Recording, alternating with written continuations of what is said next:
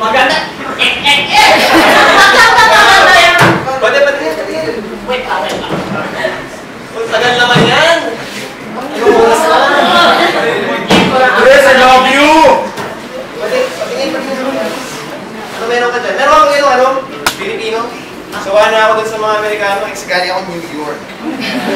Meron ako na isa. Marunong ito isa. Kaibigan ko, tsaka Ali Julie siya. Pwede ako na lang mag-ano. Sige.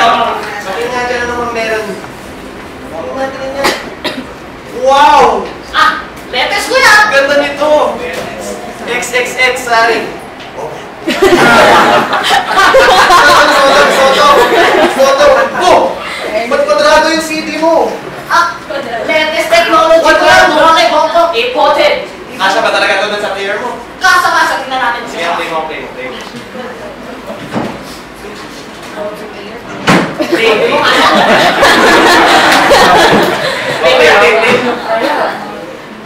Wow!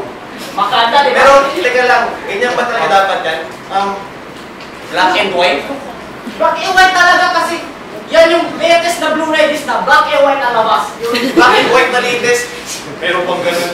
Una naman ako eh. Parang walang na black and white. Ngayon na ako nakita ng chick na negro.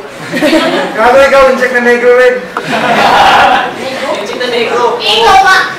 Kulay tae! Ano? Ano tayo? Okay lang. Okay naman. Sige na, grabe.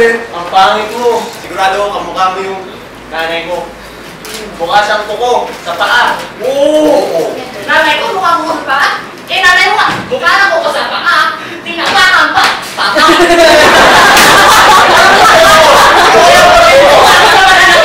Hindi mo kami tayo nakuha na sasaktan ka na. Ibang klase talaga mga incheck. Mahihina. Ganyan talaga kayo mga Pinoy. Hindi nyo manakit. Parang si Medjola. Ni hostage sa aking kapwa incheck, patay pa. Hoy! Isa ako sa mga pulis doon sa Mindiola Grandstand. At hindi na ako sa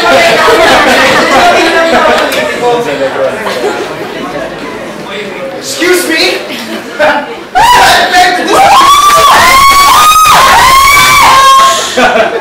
really, the real people at fault are the media.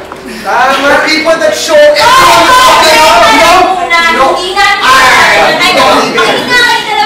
Dahil sa amin.